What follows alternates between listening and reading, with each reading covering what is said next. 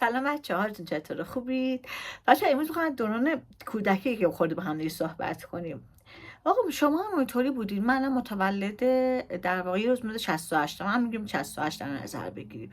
آقا تو اون دوران دوستایی داشتم که حالا شیطونه میکردن، حالا خوش میگذروندن، ولی مثلا من یه جوری بودم که هرچی با مامانم بهم میگفتم گفتم چش. خیلی مثلا چجوری بهتون بگم، بچه سر به زیر درس خونه مثبت و خیلی خیلی مثبت بودم، خودم خندم میگیره.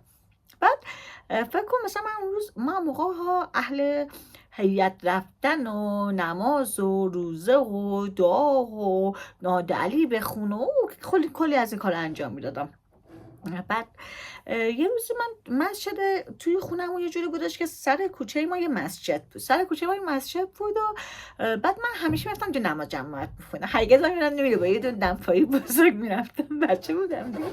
بعد یه روزی بابا اومد برگشت، من اونجا که میرفتم مسجد نماز میخوندم، بعد دخترای همسن سال من همسایه هامونم میومدن مثلا اصلا تو مسجد میگفتن میخندیدن. آقا یه روز بابام برگشت به من گفتش که تو اونجا میری با بچه ها بگو بخم میکنی؟ گفتم که نه بابا، من با کسی بگو بخم نمیکنم، من اونجا میخوام نمازمو میخونم. گفت بابا نبینیم صدا تو میاد اون سمت مسجد. بابا میومد مسجد. گفتم باشه. پس سریعا میرفتم تو مسجد، اونا میگفتم میخندم، من اصلا دور نمیکردم، میومدم مثلا برخوام نماز بخونم که مثلا بابام اینجوری گفته، من به اونا نگم که مثلا ببرن خبر ببرن برای بابا. آقا یه سری فردایی بابا اومد گفتش که دختر فردا دیگه نمیخواد بری مسجد بخون نماز بخونی. برگشتم گفتم بابا چرا، من دوست دارم برم مسجد نماز بخونم آخه.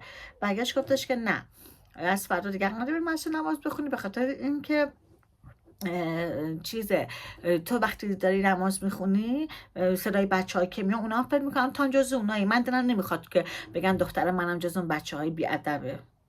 منم که نگاهی کردم گفتم که باشه بابا، من دیگه نمیرم نماز بخونم. گفتم چشم. اومدم مدرسه، توی راه مثلا به مدرسه خیلی دور بود، من سرویس نگرفته بودم. آقا تا همش تنها میرفتم. یکی از دوستام خیلی دختر باحالی بود، گفت مسیر راه من اونوریه، بیا با هم دیگه بریم. گفتم باشه. و برگشتم گفتم، بعد موقع اومدن این دختره خیلی شیطنت میکرد، میزد به باج تلفن، باج تلفن بود، میزد به باج تلفن، یا مثلا شوخی میکرد فلان میکرد، یه بود بطلک میپرونیا.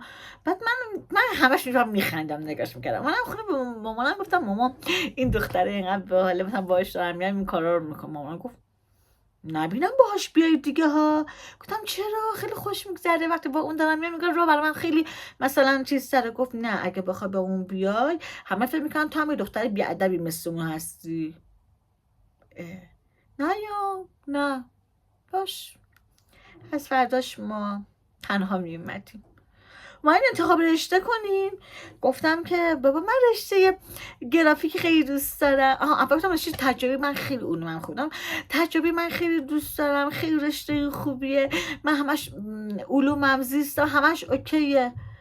گفتش که نه بابا، الان که همه دکترا بیکارن، میخوای مثلا شغل خوبی داشته باشی حسابداری بخون که مثلا من برم تو بورس رو جا بدم فلان کنم. تا بابا گرافیک من دوست دارم. گفت نه گرافیک به درد نمیخوره، که گرافیک اصلا شغل خوبی نیست. گفتم باش. همون رشته هم دوستش نداشتم.